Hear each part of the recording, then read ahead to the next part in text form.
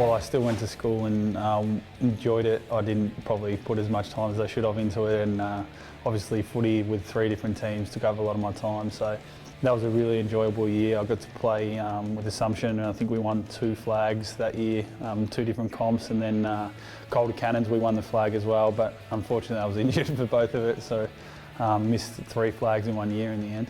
I had hamstring tendonitis my whole top age year, so I didn't play pretty much for the last 6 months of that season, so that made draft night a bit tricky because I didn't really know if clubs rated me or where I was going to go and what the go was. I played as a midfielder through the juniors, so I was a tall mid in the end. I had a big growth spurt probably when I was 17, so always played as a midfielder growing up, and then went forward in my under 18s year before I went back in the carnival, so I played a bit of everywhere.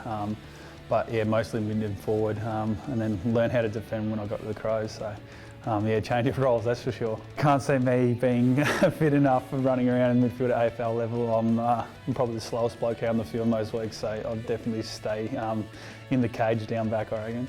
Yeah, I probably wasn't in that top bracket until I was 18 years old. I was a skinny kid. I was a bit shorter than I am now, and yeah, I wasn't probably as good when I was 16.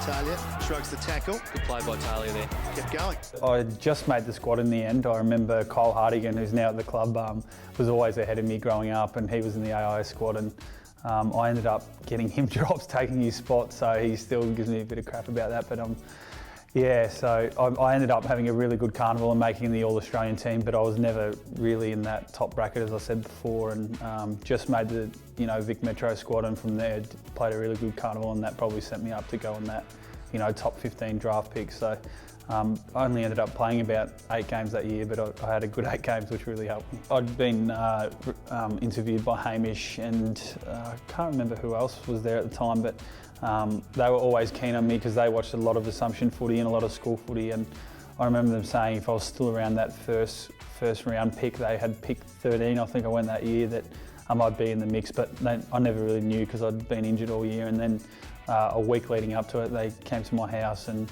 just said we're still keen in you, but never really guaranteed anything. So I didn't really know where I was going to go. I was probably at the time hoping to stay in Melbourne. There was a couple of picks, Barrackford Carlton, they were picked 12, and Melbourne had 3 picks in the top 12 or whatever it was.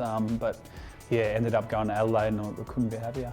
I got to go to the draft that night. I think it was at the exhibition centre or entertainment centre in Melbourne, and felt like I didn't even belong there, kind of thing. So yeah, it's funny how it all works out, and ended up going a lot earlier than I thought I would. My old man had actually thrown a party for me, which was, looking back on it, stupid. You hear so many draft stories where blokes, have a draft party and don't get picked up, so I'm glad I did. But my younger brother and mum were with me, and as soon as Adelaide called my name out, mum was pretty upset. So yeah, that night was mixed emotions. I was so happy to be picked up, but then again, I was pretty scared to be leaving home, and I just turned 18, and all of a sudden I was in an AFL club. So yeah, it's funny how mature and how quickly you've got to grow up when you do get picked up.